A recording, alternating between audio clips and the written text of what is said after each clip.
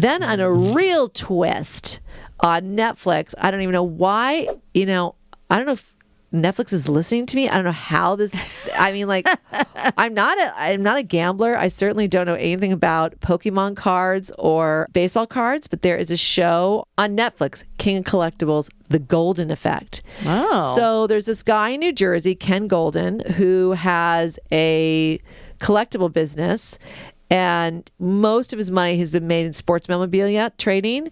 And of course, it made me think of our brothers' baseball cards. Oh, sure. Where are cards, those? yeah. There could be literally millions in there. John's making a face. Are they all gone? You are part of the chief suspect, so I don't know why you're bringing it up. I literally brought this up to Mark because I said, do you realize there's some theory out there that I went in and sold baseball cards of James's out of some... What? I go, It's not that you sold them, it's you just threw them away. Oh, no. Nothing. Those...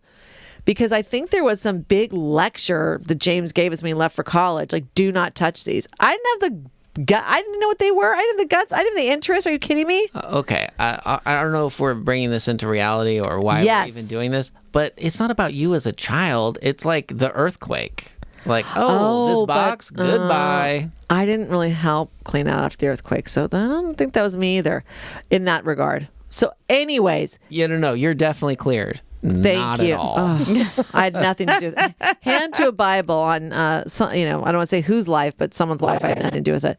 But it really shows the world of sports memorabilia, including baseball cards, that have gotten completely out of control in the trading. Really because, Online social media has blown it up. So you're not having to go to your little local card or baseball fan memorabilia store to deal with one guy one-on-one. You now can deal with the entire world trying to trade and put value on these cards. And I guess one of the big things is the unpacking a box of cards and seeing if in this random box of cards that you may have bought anywhere from $50 up to $300,000 plus dollars. That $300,000? There is an episode. So Mark is like, why did you come to bed so late? It's only 6 episodes, but I watched every single one. There is an episode with Logan Paul, who some of you may know from YouTube world, and he's considered very controversial, and now he's got into boxing or the WWE. He's a huge Pokemon fan, huge. Really? So you buy these Pokemon boxes, come in mini suitcases.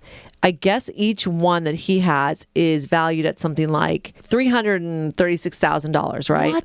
What? Okay. So he will unseal it online, and he opened up one for fans, and then him and Ken Goldin, because it's almost like a gambling addiction, decide let's do one more case, because each case you open up like this, you up the odds that the cases that still exist that are sealed hold the infamous card that is worth $700,000 or $1.3 million. What on earth? I know. They're looking for the golden snitch. That's Harry Potter, but It's close. It's that level.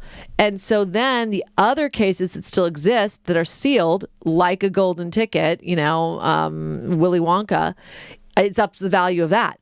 So through the first couple episodes, there is a baseball card that everybody is looking for because it was a one of one. It was specially designed, but it's just thrown in one of these packs somewhere. But, the packs that were issued this particular year and through this company and so on and so forth.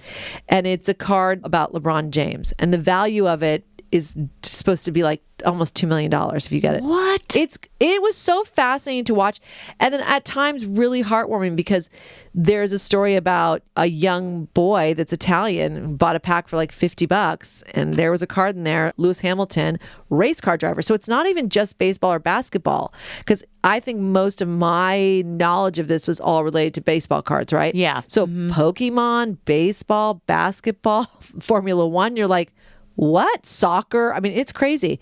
So he finds this card that ends up being worth $1 million plus. It's going to change his entire family's life. And the one thing that's cool about Ken Goldin and his crew of guys, they're so knowledgeable.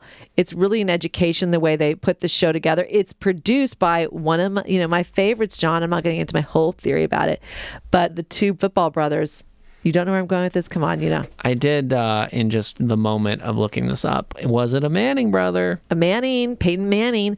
So he's a producer on it because he loves collectibles, obviously, mostly in the football world. But jerseys sell for so much, shoes, balls. I mean, it was a fascinating dive into this world that I knew very little about. Only memories are of our brother collecting baseball cards and having friends come over and trade them.